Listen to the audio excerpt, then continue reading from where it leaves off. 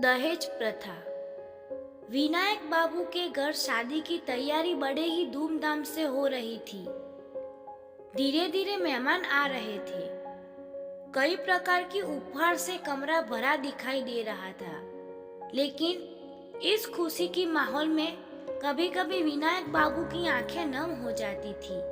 और ऐसा हो भी क्यों ना, एक लौती पुत्री है सरोज, जिसे विनायक बाबू ने बड़े ही लाड प्यार से पाला था। उनकी पत्नी की मृत्यु हो जाने के बाद फिर दोबारा शादी नहीं की और सरोज को माँ पिता दोनों का प्यार दिया। पेशे से हाई स्कूल के अध्यापक होने के बावजूद भी उन्होंने सरोज को शिक्षा और संस्कार दोनों से संवारा था। लेकिन अब उनकी पुत्री उनसे दूर हो जाएगी। फिर पंछियों सी चहकने वाली और कलियों सी मुस्कुराने वाली सरोज को देखने के लिए भी उनको वक्त निकालना पड़ेगा। और यह आंगन, यह घर सब सुना सुना दिखाई पड़ेगा। उफ, यह कैसी रिवाज है, यह कैसी दुनियादारी है।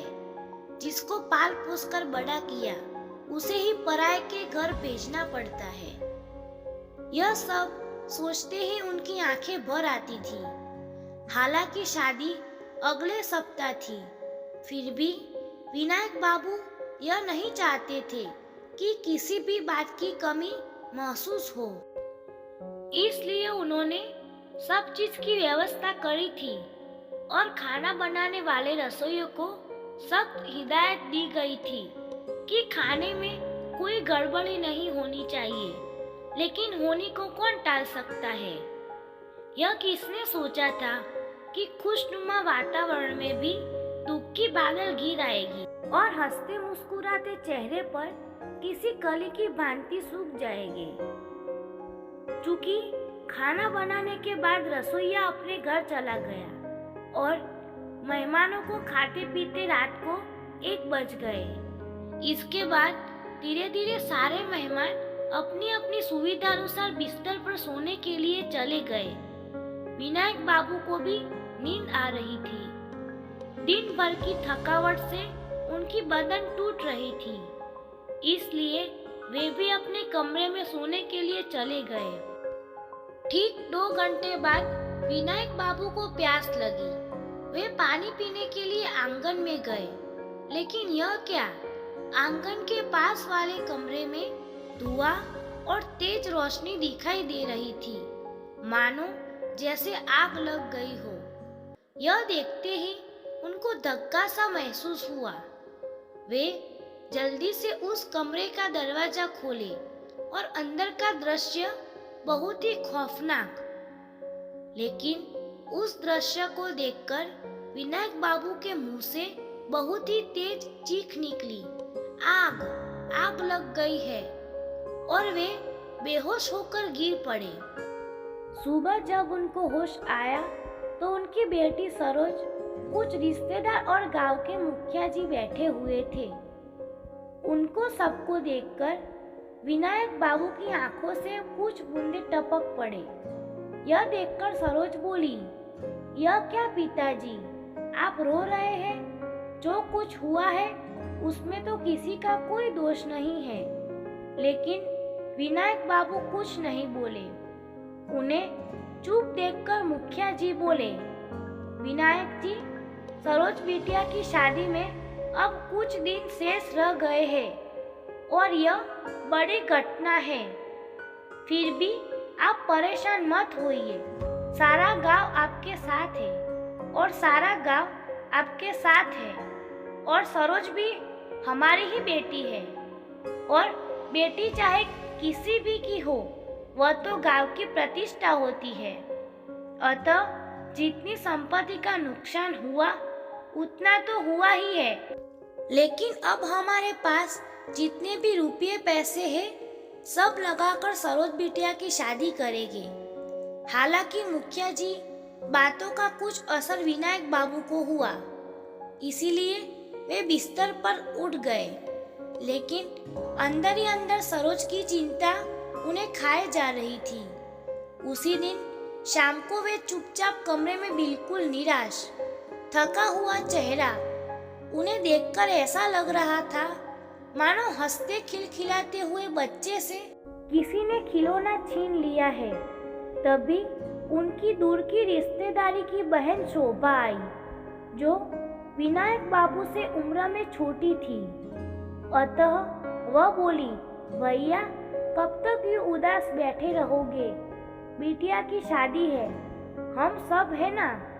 शोभा की बातें सुनकर विनायक बाबू बोले, शोभा मैं जानता हूँ तुम सब मेरे साथ हो, मुखिया जी भी मेरे साथ है, लेकिन सोचो दहेज में मैंने जिन वस्तुओं को देने का वादा किया था, अगर वह न दिया तो। इतना कहकर उनका गला रुंध गया और आंखों से आंसू की धारा बहने लगी। तो क्या बताइए विनायक जी? एक परिचित की आवाज विनायक बाबू की कानों में सुनाई पड़ी। आवाज सुनते ही उन्होंने अपने सिर को उठाकर देखा तो उनकी भावी समधी यानी लड़के के पिताजी रामदरस बाबू और गांव के मुखिया जी खड़े मुस्कुरा रहे थे। उनको देखकर विनायक बाबू हैरानी के साथ खड़े होकर बोले, अरे आप सब कब आए? और फिर वह शोभा की तरफ मुखातिब होकर बोले, अरे शोभा, इनके लिए जरा जलपान की व्यवस्था करो। उनकी बातें सुनकर रामदरस बाबू बोले, अरे रहने दीजिए साहब, आइए थोड़ा काम की बातें हो जाए। इतना कहकर मुखिया जी और रामदरस बाबू उसी कमरे में पास रखी हुई कुर्सियों पर बैठ गए और फिर बातों का सिलसिला शुरू हुआ। हालांकि विनायक बाबू थोड़ा डरे हुए थे और उनके चेहरे का रंग चिंता के कारण सफेद पड़ गया। उनकी इस अवस्था को देखकर मुखिया जी बोले, अरे साहब, आप बेकार इतना डर रहे हैं। हमारे रामदरस बाबू की बातों को जरा सुनिए तो सही, यह क्या कर रहे हैं। और इसके साथ ही मुखिया जी की बात समाप्त हो गई। विनायक बाबू चिंतित होकर बोले, मैं क्या कहूँ रामदरस जी, सारे सपनों पर पानी फिर गया। और दुख की बात है कि दहेज में मैं आपको कुछ नहीं दे सकता सिवाय अपनी बेटी की। विनायक बाबू की बातें सुनकर रामदरस बोले, आपके बारे में मुखिया जी हमें सब कुछ बता चुके हैं और वैसे भी बेटी से बढ़कर कोई दहेज है ही नहीं। आपकी बेटी पढ़ी लिखी है, गुणवती और सुंदर है, और मुझे क्या चाहिए। और मेरा बेटा भी यही चाहता है, आपकी बेटी ही उसकी पत्नी बने, समझे। इतना सुनते ही विनायक बाबू हैरानी के साथ रामदरस बाबू की तरफ देखने लगे। उनको विश्वास ही नहीं हो रहा था कि इस युग में भी इतने देवता जैसे इंसान मिल सकते हैं जो बेटी को इतना सम्मान देते हैं। और दहेज लोभियों को इनसे सबक लेनी चाहिए। अतः उनकी बात सुनकर विनायक बाबू बोले, ऐसा कहकर आपने मेरी सारी दुविधा को दूर कर दिया है। काश सभी लोग आपकी तरह सोचते तो आज समाज में बहु बेटियां प्रताड़ित नहीं होती। इतना कहकर उन्होंने अपनी आंखों से छलकते हुए आंसुओं को पोंछा। तभी शोभा मिठाई लेकर आई और बोली, भैया मिठाई। यह सुनकर सभी लोग उसकी तरफ देखने लगे। मित्रों, आपको अगर ये कहानी अच्छी लगी हो तो प्लीज़ मेरी वीडियो को लाइक और कमेंट कर देना, मेरे चैनल को सब्सक्राइब कर देना।